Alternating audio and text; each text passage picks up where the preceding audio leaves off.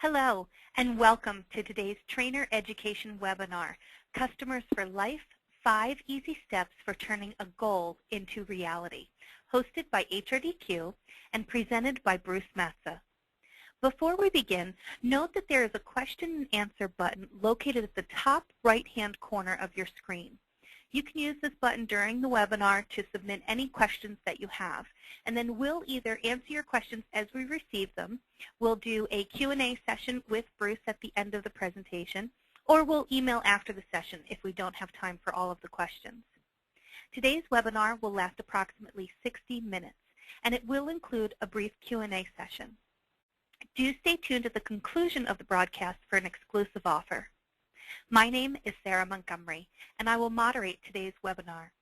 I'm in business development for HRDQ, a publisher of research-based training solutions that improve the performance of individuals, teams, and organizations. Today's presenter is Bruce Matza, a well-known speaker, mentor, and facilitator. He brings a wealth of experience in executive leadership, retention, and customer service. Bruce has over 35 years of experience advising such prominent brands as Harrods of London, Marriott, Walt Disney World, Motorola, Harley Davidson, and the National Retail Federation, just to name a few. He was a senior executive for 21 years with Neiman Marcus. Bruce is the author of the assessment Becoming a Customer Service Star, initially designed for Walt Disney World. Now in its 3rd edition, the assessment has been used by more than 250,000 customer service professionals around the world. We are pleased to have Bruce share his expertise in customer service with us today. Welcome, and thank you for joining us today, Bruce. I'm delighted, and thank you to everyone who's on the line. I am located out here in Las Vegas, Nevada, so I'm on Pacific time, but for some of you, good morning, and for some of you, good afternoon. I would like to share with you some of the issues and opportunities that I've learned dealing with customer satisfaction over the years, and why it led me to author the assessment Becoming a Customer Service Star. And I do look forward to the Q&A at the end and some of the thoughts and ideas that you have during the polling process during the content of this presentation.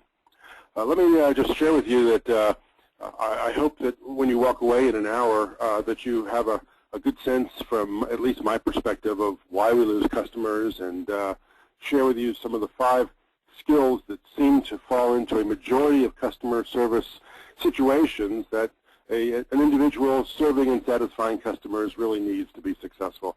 I have some ideas on opportunities to improve customer service and retention. I want to share a few success stories with you along the way, and then to the end of this presentation we will introduce the assessment Becoming a Customer Service Star that is designed to help you take participants through a process of measuring their individual customer service aptitude, and open it up for questions.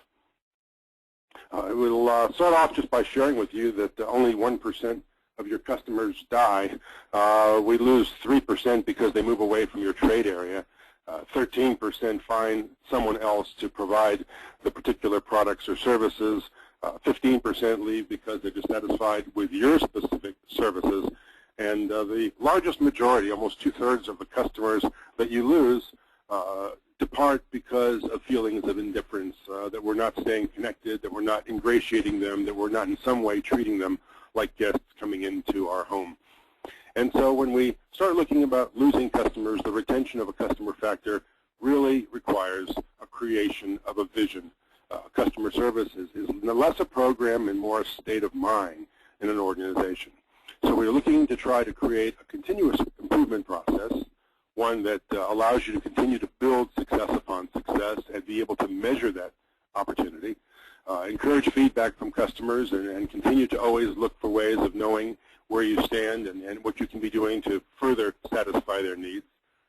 Retaining current customers is obviously a key. If you're always recruiting customers to replace the ones that you have, that's a major problem. We feel that while customer service is important for everyone, that it is absolutely imperative that you identify and know who your best customers are, and under no circumstances allow a best customer to leave. And then I'm going to show you a way that we have helped organizations actually value a customer in order to be able to measure and get everyone's attention and focus on customer satisfaction. The 5 points of customer service that will come up later in the assessment, but that I really would like to shape this presentation around, talk to the points that you have on the screen. First and foremost, people need to just simply feel good about interacting with customers on a daily basis. They need to find ways of encouraging feedback from those customers. We need people who can respond quickly and timely and with authority to customer problems when they are presented. All of the interaction with a customer needs to be seen not as a transaction, but as an opportunity to develop long-term relationships. And there are opportunities on a daily basis of finding ways of doing more than a customer expects.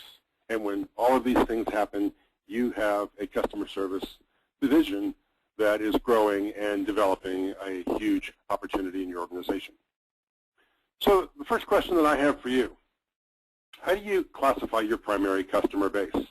I'm going to ask Sarah to open up the polling, and just to see what our primary focus is. Are most of your customers face-to-face, mail order, telephone customers, internet customers, or some other form of customer?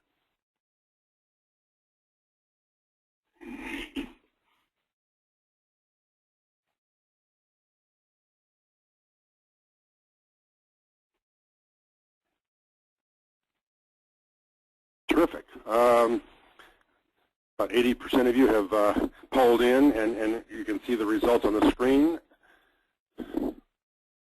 And we're looking at least over half of you saying that face-to-face customers are the primary customer that you're dealing with. Another quarter of you are indicating that telephone customers are your primary customer. And then we're starting to see a growing number of internet customers. I ask this for several reasons. Number one, while I'm going to talk today to a great degree about the face-to-face customer, since that's where the majority of you are responding, I do want you to know that the increasing number of phone customers and internet customers are important segments in our businesses. And we have a growing number of people that are really exploring how to personalize that experience for that customer that's not face-to-face. In the facilitation guide that goes with the assessment, we spent some time in this third edition trying to really identify if you are focusing on telephone customers or internet customers, how do you create some of these same kinds of experiences and interactions and relationships? Certainly it's a greater challenge when you're not face-to-face with a customer to build a relationship, but therein lies the huge challenge of customer satisfaction. Let's go on. The first dimension of customer satisfaction is feeling positive toward customers.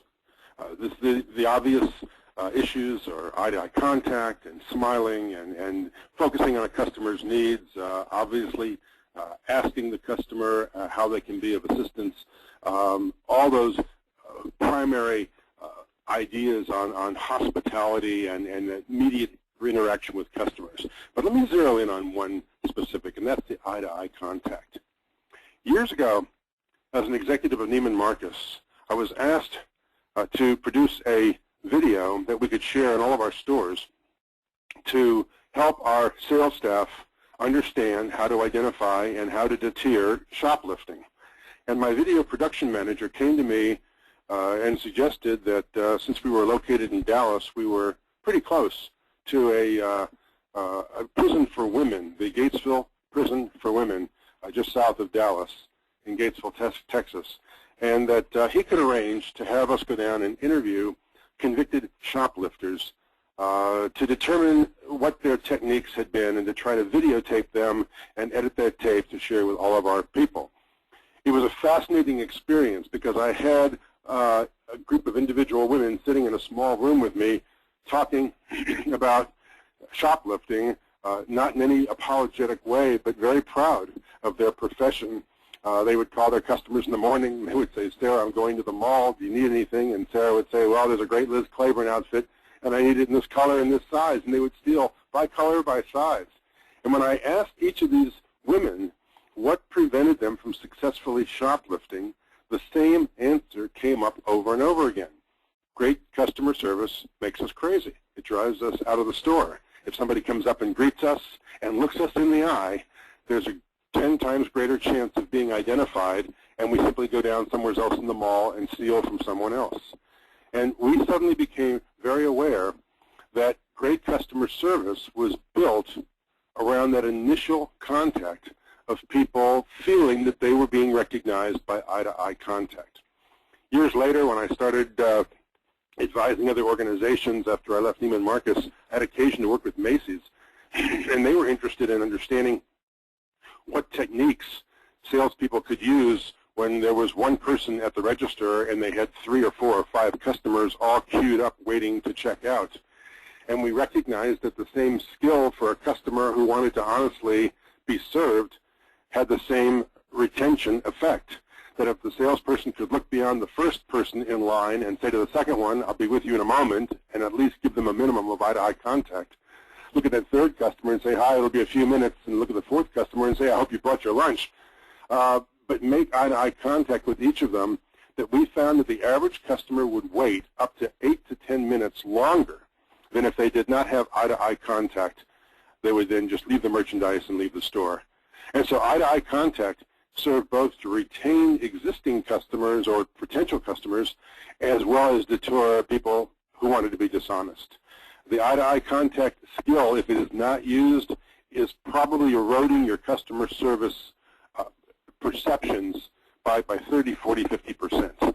So if you have some people who are just not comfortable at looking the customer in the eye, smiling, talking, creating that happy interaction, that's almost a separate skill set that you need to think about working with them on, because it is absolutely a critical piece of customer satisfaction. Look at this second skill. We are talking about encouraging customer feedback. When we do this assessment, very often, this is one of the lower scored skills. It's not something that people think about. And yet when we survey customers and do focus groups and do all kinds of feedback on customers in terms of what's important or what makes them feel that an organization really values them as a customer, more often than not, some mechanism of customer feedback comes into the discussion. We find that there are any number of ways that organizations create feedback. It can happen with the individual on a face-to-face basis, certainly asking people if they're satisfied with our service. If you have a comment card that someone can fill out, being able to give those to customers and encouraging feedback is a great mechanism, especially if they've had any service disappointments. You learn about them immediately. More often than not, a majority of these come back with compliments to individual staff members, which allows for additional recognition and appreciation. It often gives you a great indication of ways of improving your service, and it demonstrates to customers that you are truly interested in keeping them satisfied and you want the opportunity to serve them again. In some occasions, you can use surveys or comment cards. Customer focus groups have become increasingly successful. Any ways in which you can incentivize your staff to identify problems by reaching out to the customers.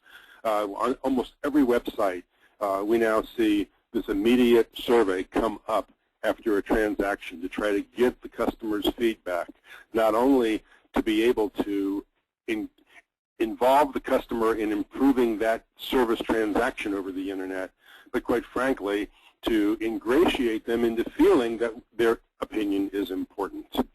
I often remember talking to people as they entered a store or a restaurant or a hotel and greeting them as a member of management. And after we did a number of customer focus groups, it dawned on me that the more important experience is not to talk to people when they're walking in, but to talk to them when they're walking out.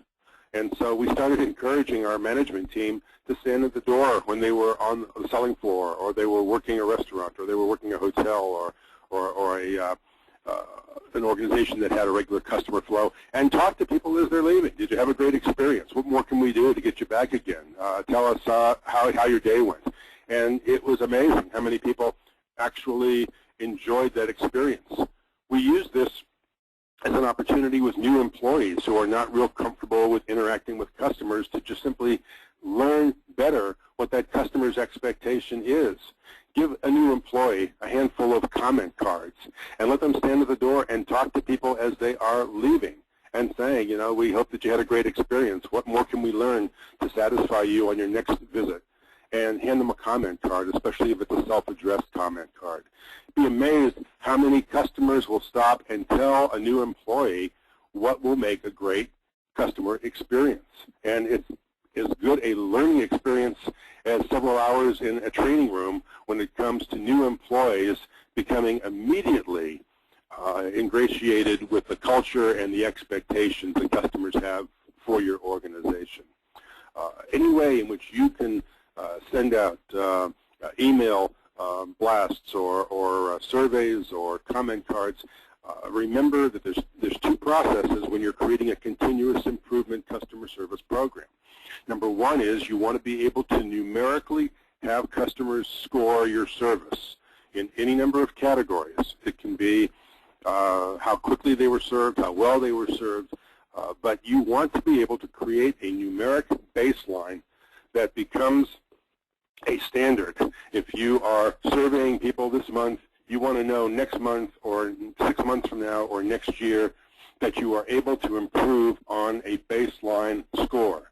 So if the score is on a base of 1 to 10, try to determine, okay, our first set of scores is putting us somewhere in a range of 7.5.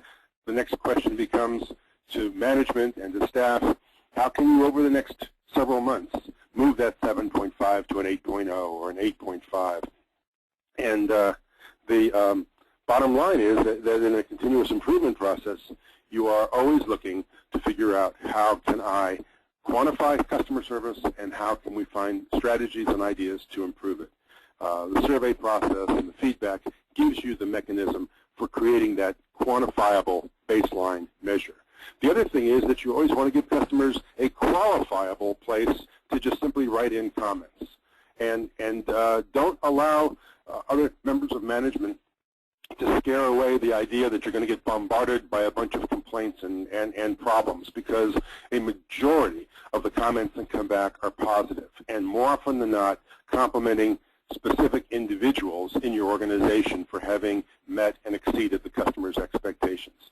This gives you an opportunity of sharing these success stories, of recognizing these people, of building a continuous improvement process based on recognition.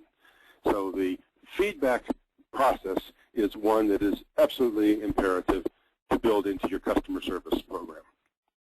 The third is responding to problems. Problems are really opportunities, and we've heard this cliche over and over again.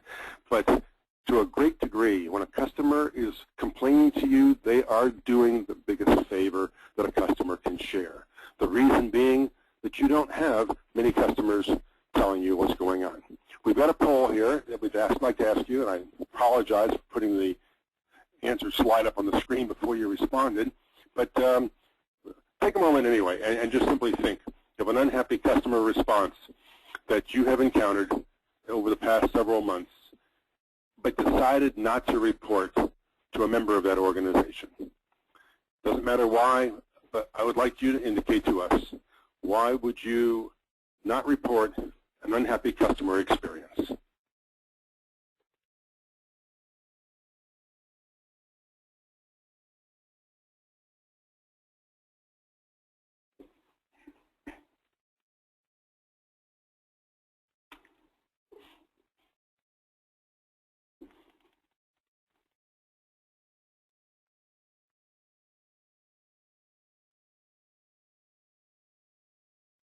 I think one of the more interesting things from a presenter's point of view on this webinar is to sit quietly and watch your responses show up on my screen. It's actually the only indication that I have that there are people alive and well out there. But in this instance, it looks like about half of you indicated that You didn't complain because you didn't think it would do any good. Another 34% of you said it was too much of a hassle to complain, and about 10% said, I don't know who or how to complain. And then there was about 10% who had some other reason. Good responses. There was a study done called the Technical Assistance Research Program.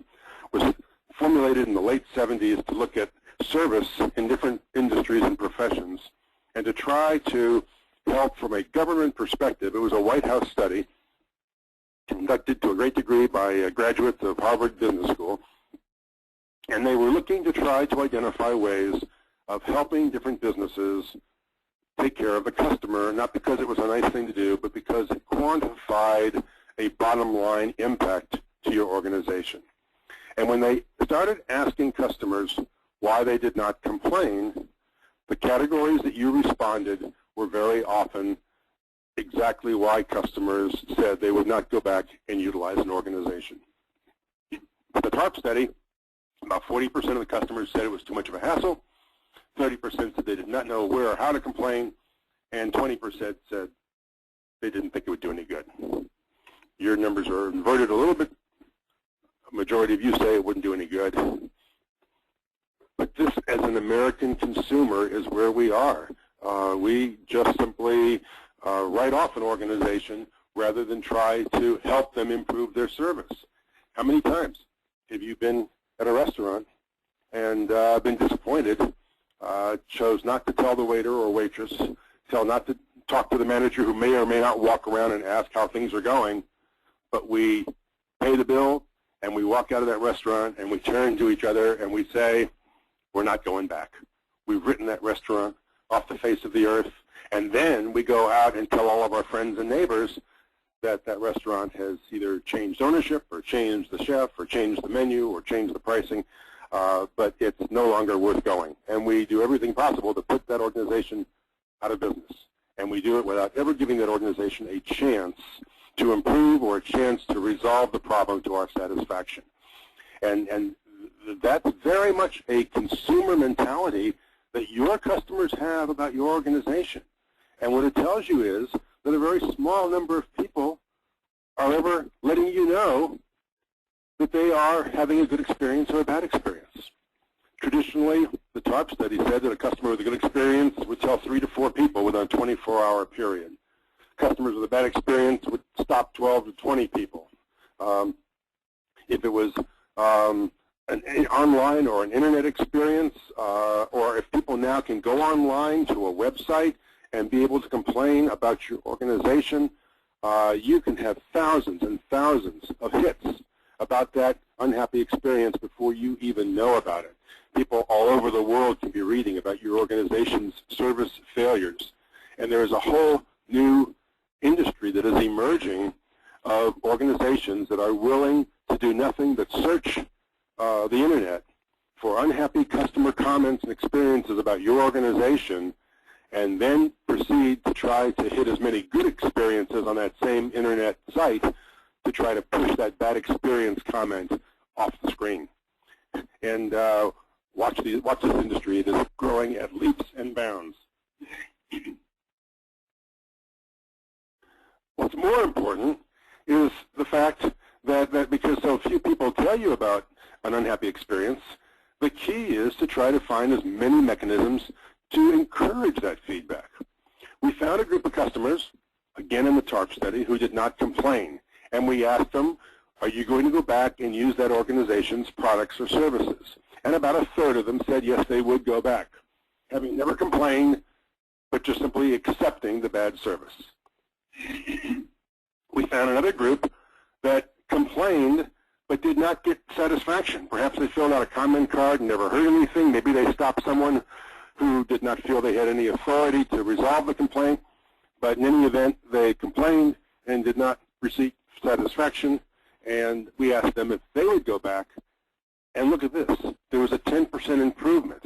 Now, this 10% is fascinating because what that's saying is that even if you don't satisfy a customer's concerns, just by asking for their feedback and doing nothing, you're going to improve customer retention by 10%.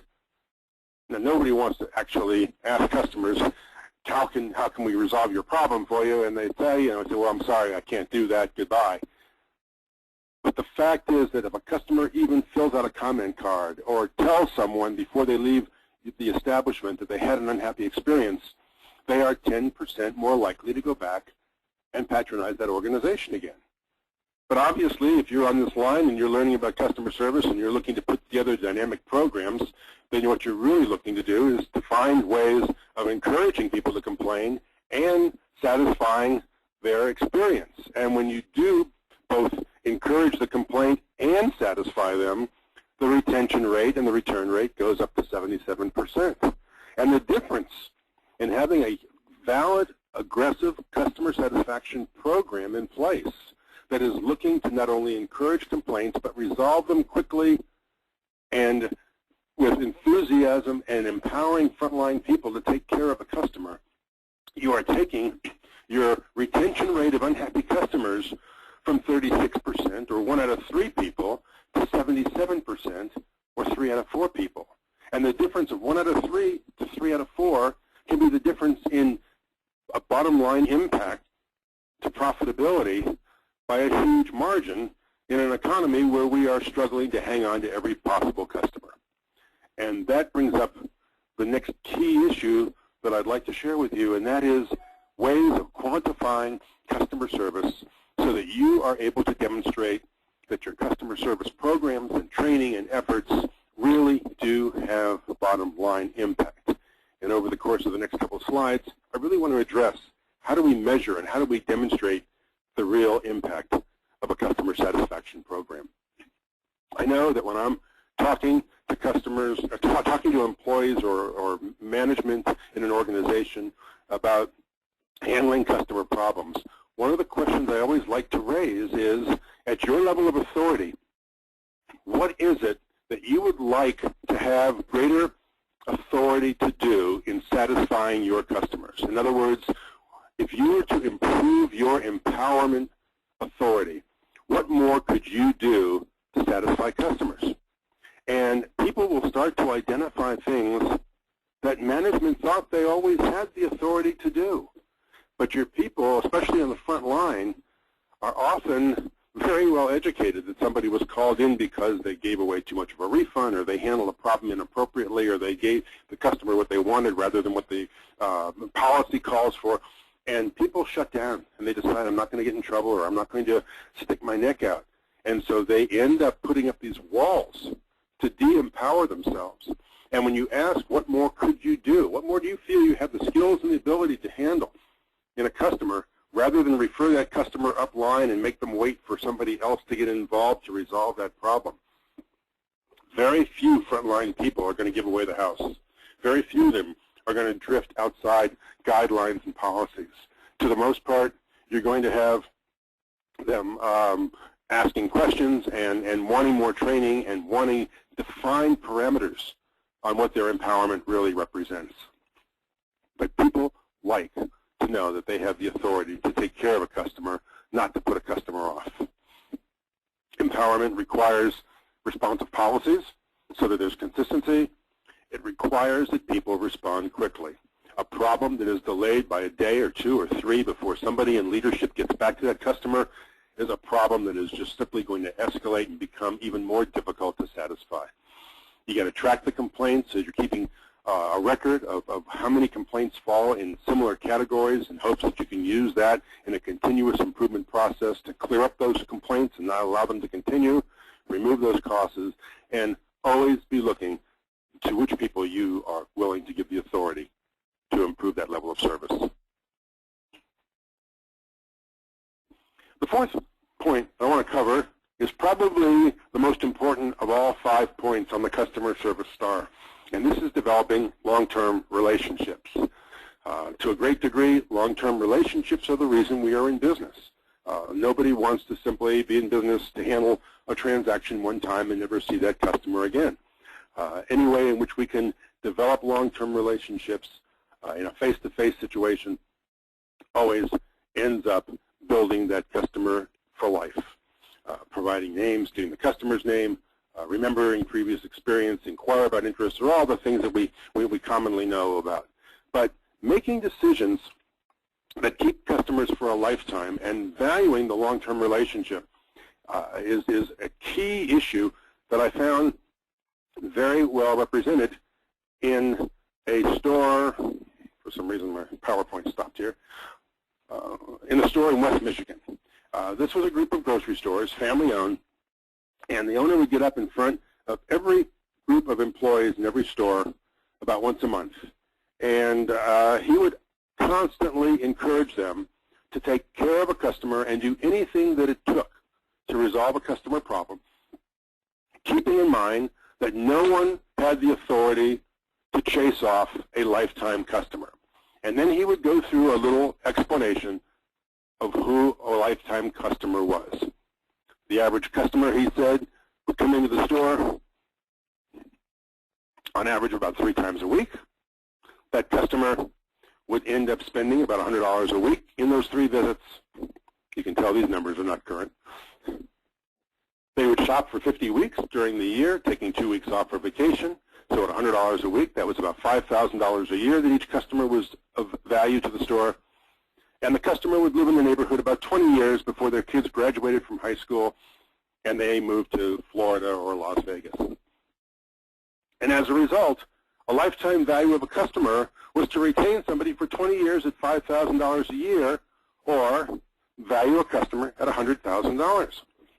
Now let me tell you how this actually translated, because it was a fascinating experience.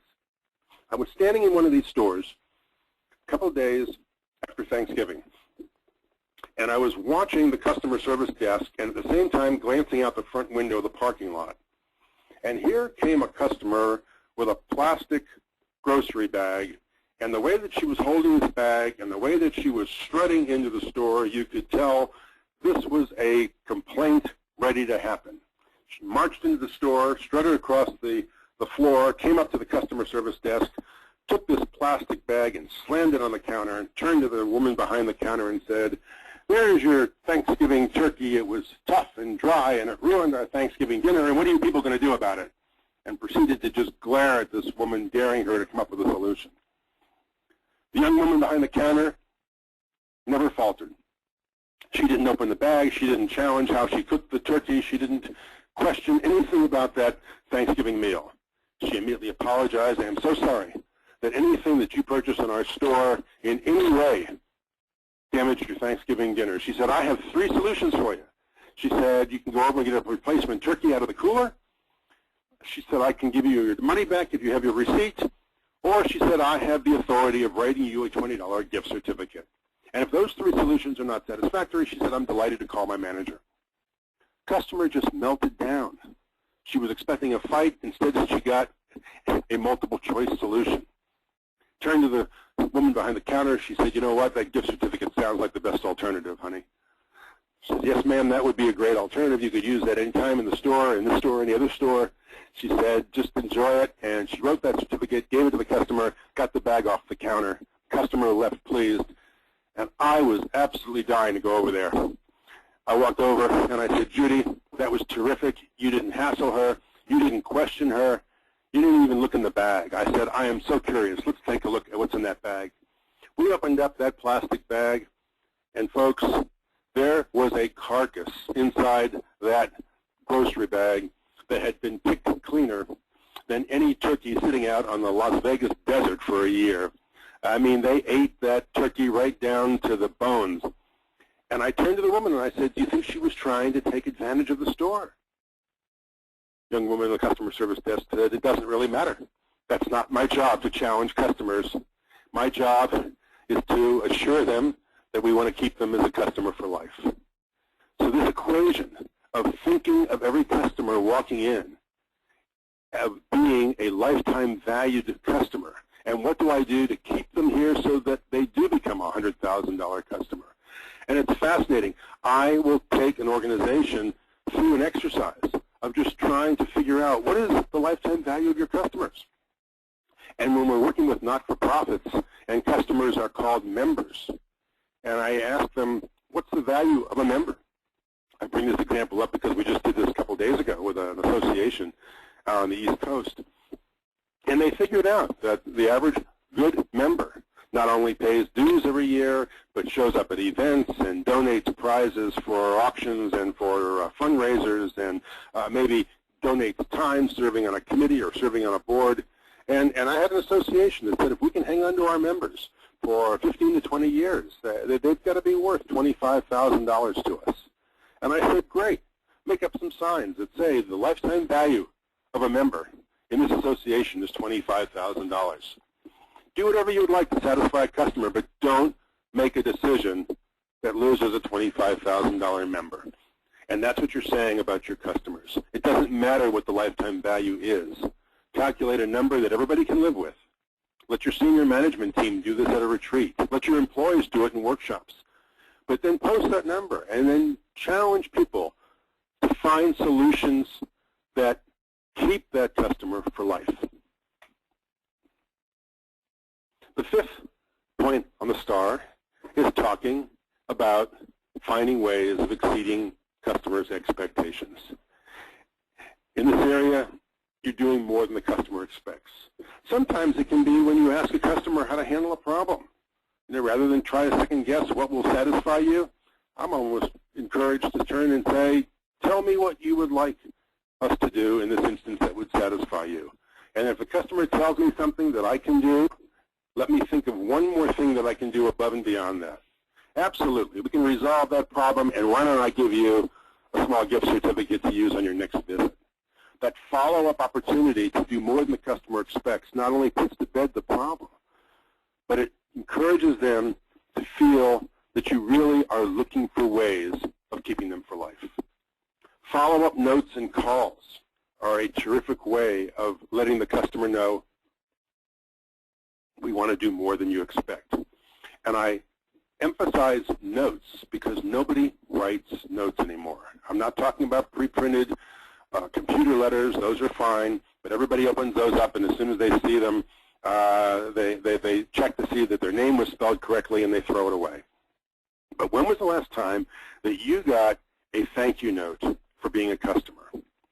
You know, for years, my wife and I lived in West Michigan, and one year, after a terrific snowstorm, Annie got stuck with a dead battery in her car, and with her cell phone, she called a local towing company, and a gentleman came out, fixed the car, got the car started again, and charged her Visa, her MasterCard, thereby having her address.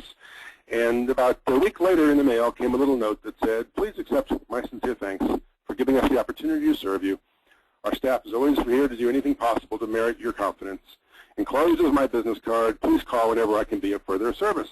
And it was signed Mark from Grand Rapids Towing.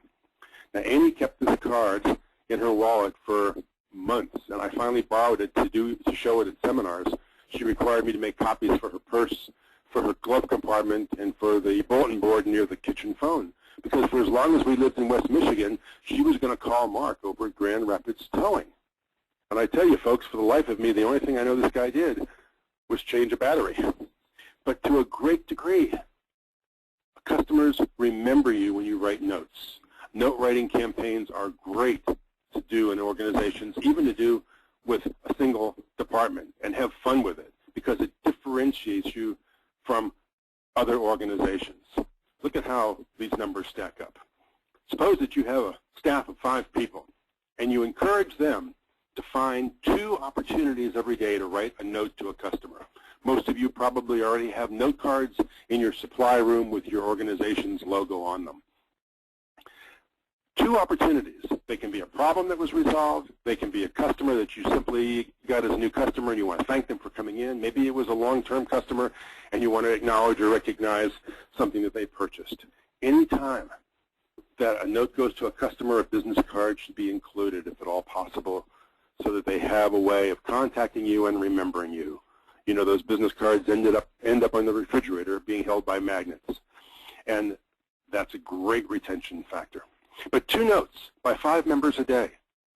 Over a day's time is going to generate 10 notes. Over a week's time is going to generate 50 notes. Over a year's time is going to generate 2,500 notes. Now, I'm not suggesting that you bury the mailroom or your postage expenses with 2,500 notes a year. But think of the impact that even a small organization of 4 or 5 people can have by writing notes, not only because it multiplies so quickly, but because none of your competition does it. And it's these kinds of things that you can get your people involved with. And especially if they come up with the idea on how they want to do it, or they want to set the goals on how many they want to write, get a chart, let them post it. These are the kinds of things that start to differentiate you from the competition. Got a polling question for you. As a customer in a restaurant, which of the following will keep you from ever returning to that restaurant? A disappointing food experience or a disappointing service experience?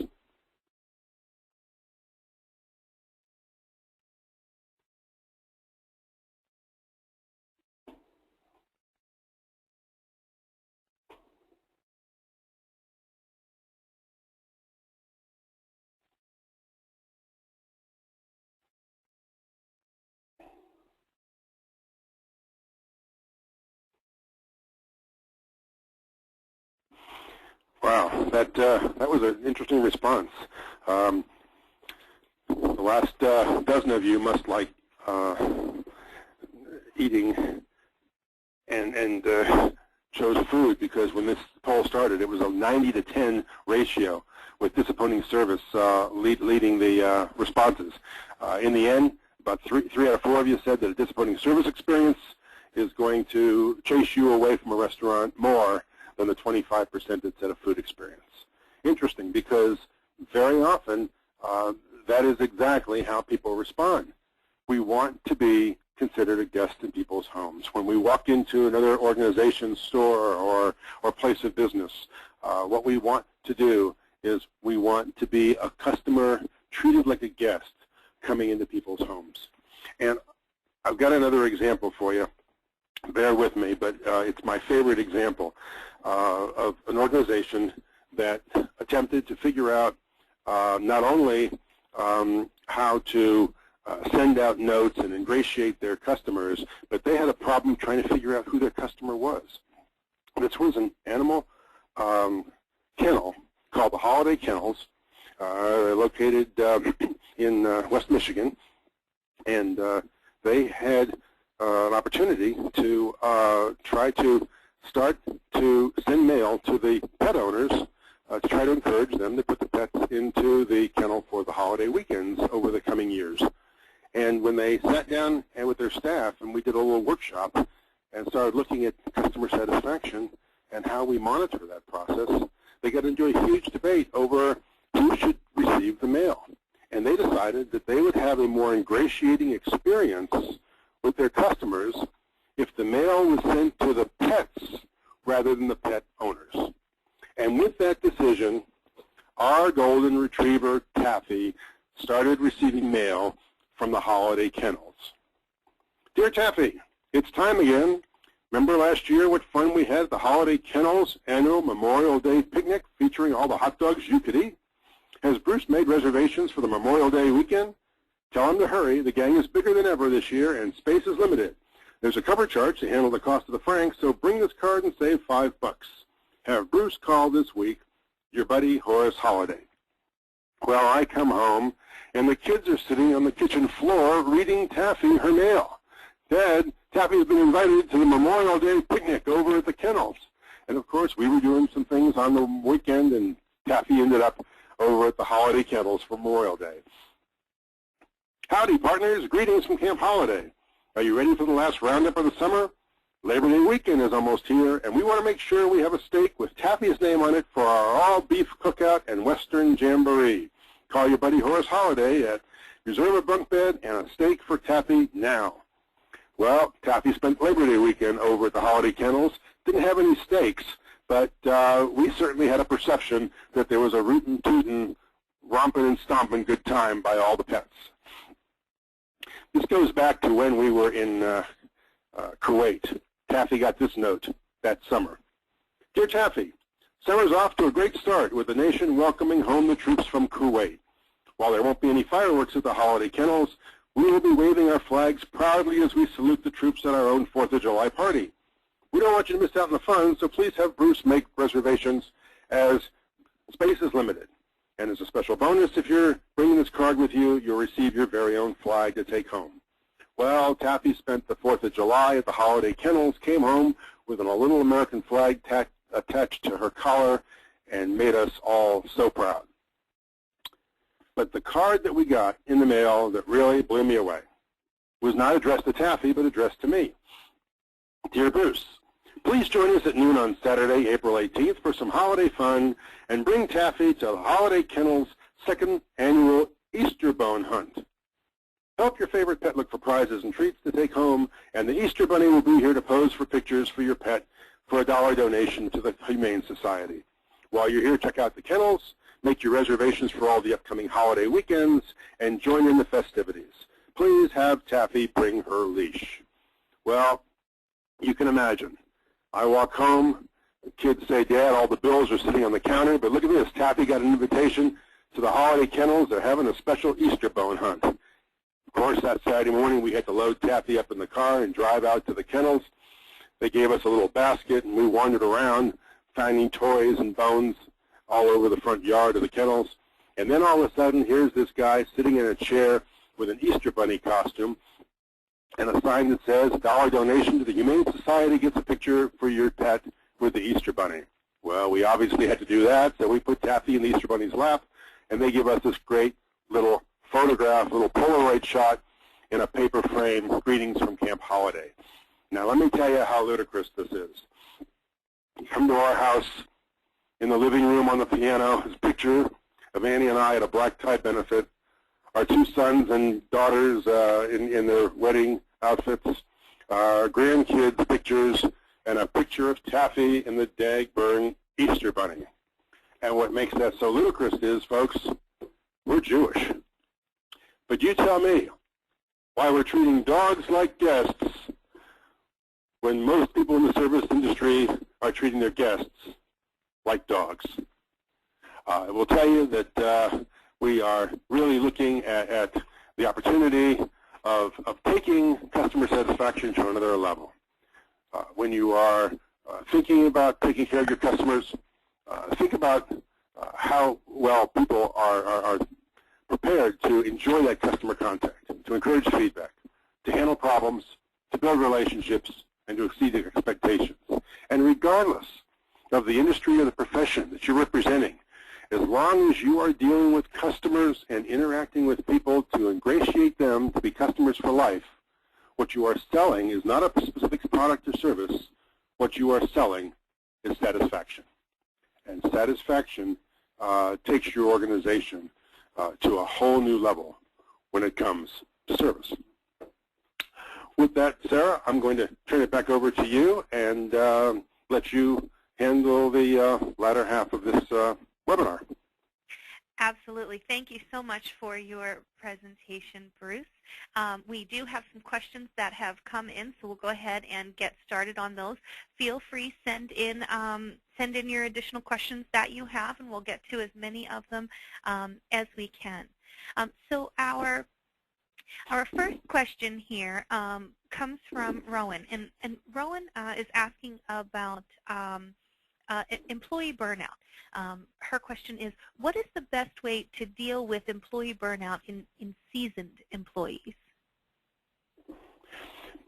You know, one of the things that all of us deal with is repetition.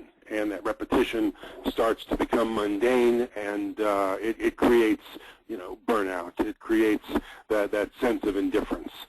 Sometimes a change of assignment, sometimes a change of environment, sometimes the need to get people to think differently about the impact that they're having with customers.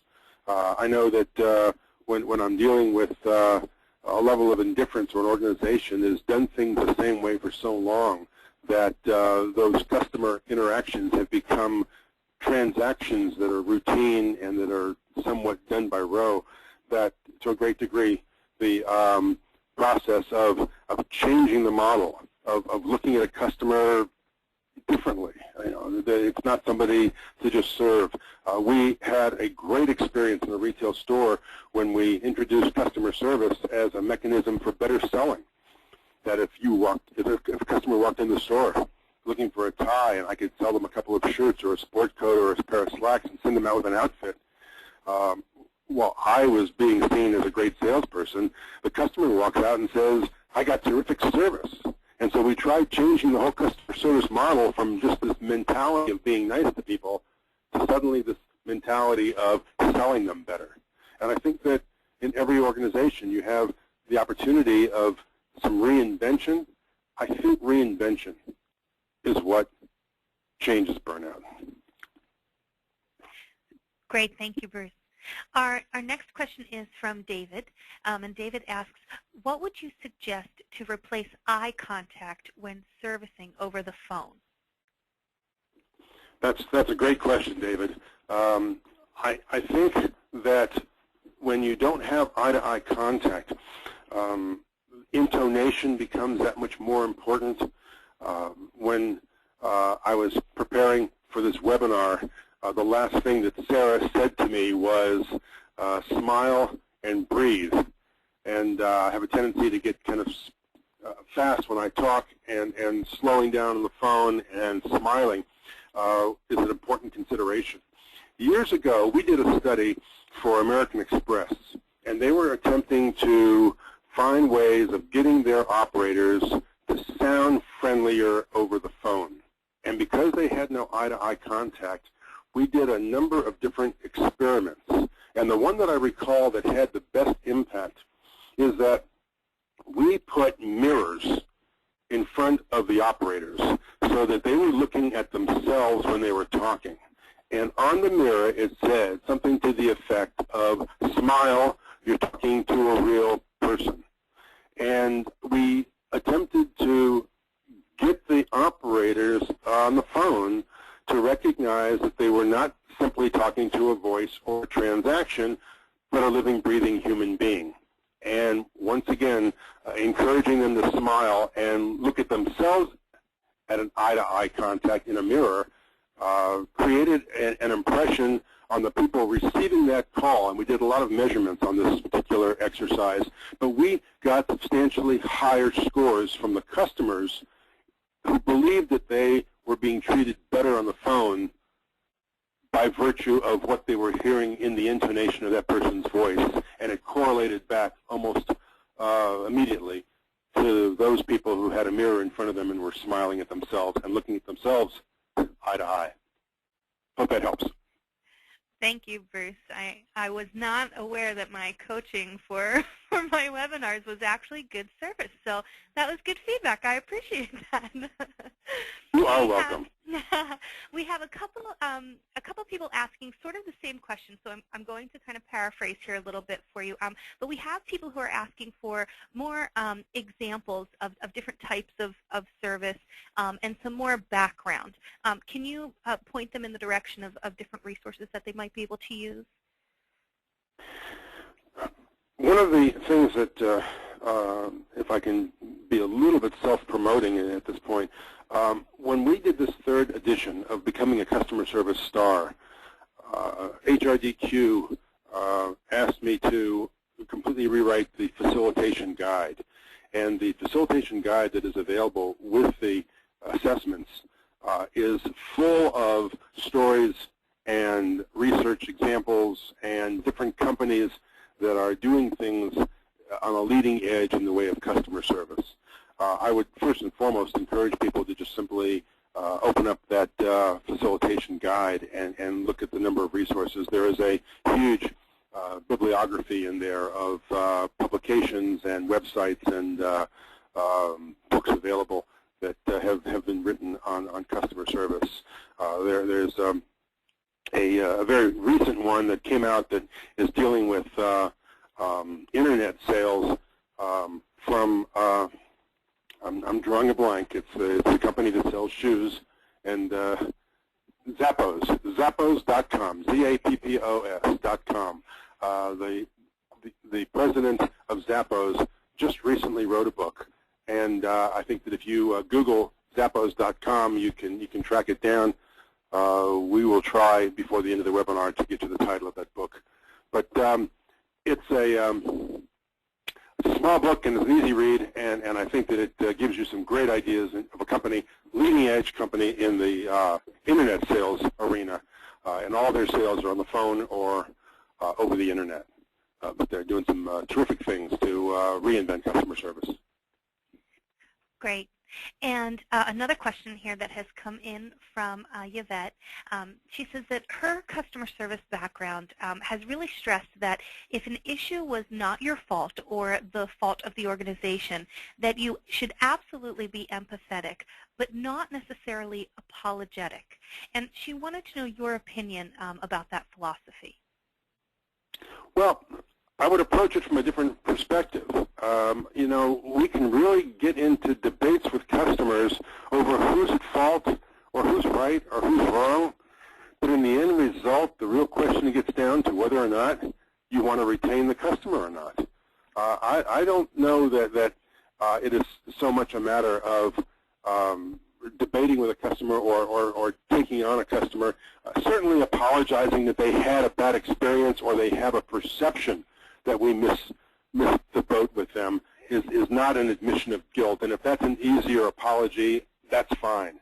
But I would really caution organizations to not allow people to take customer service into the arena of debating, are we right or is the customer right? And based on that, should we only offer them a third of what we would offer them if we had really screwed up? I think the key is really how do you retain customers and what can you do that maximizes that opportunity in every instance. Great. And our last question, feel free, keep sending in your questions, and Bruce will respond to those by email after the webinar. But our last question was asked a couple different ways. First by Linda, then by Robert, and by David as well. And that question is about the empowerment. How do we offer empowerment when the C-level is tightening their piece in tough economic times? So, you know, how do you ensure that management and the frontline employees are on the same page as far as what boundaries that they have when they're empowering those staff? Yeah, I appreciate that question because empowerment is a great dilemma when it comes to customer service.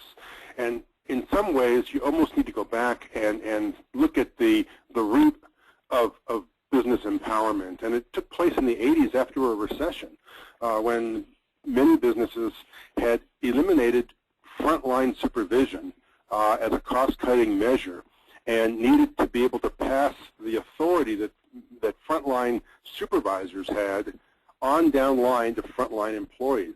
And they came up with this terminology of empowerment as a mechanism for getting frontline employees to assume greater authority than they had previously when they would refer those situations to a supervisor or the supervisor was walking around and being available. And unfortunately, what took place was that many organizations started seeing empowerment as entitlement and giving the ship away and allowing employees to just do whatever it took to hand a customer a full refund or doing things that many in management would not have seen as appropriate.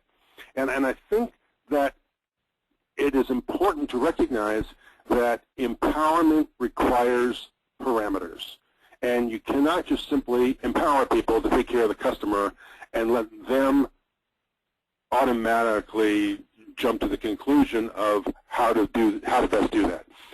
Parameters require that there be some collaboration. Very often, management needs to set those parameters. Employee input is fine.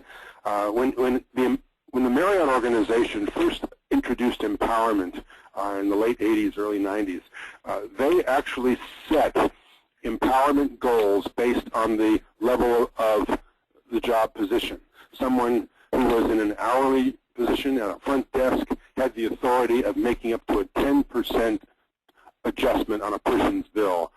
Someone who was a senior hourly person had the ability of making an adjustment of up to 20%, and they scaled it up, and I think that it was not anyone below a senior manager who had the authority to waive a bill in its entirety. So each level was able to say, here's what I'm capable of doing, or if that's not satisfactory, I will call my manager. And it created a kind of a check and balance so that organizations were not feeling that they were having people on the front line give away the ship. But it requires parameters, and parameters are the key silent element that must go with empowerment if you are going to put an empowerment program in place. Wonderful. Thank you so much, Bruce. If we did not get to answer your question, you will receive an emailed response directly from Bruce. And feel free to contact us with any additional questions or certainly any feedback on today's webinar. As an exclusive offer, you will receive 20% off any Becoming a Customer Service Star product at our website. It's HRDQ.com. You do want to use the coupon code BCSSwebinar at the checkout. We really appreciate your time, and we hope you found today's webinar informative. Thank you.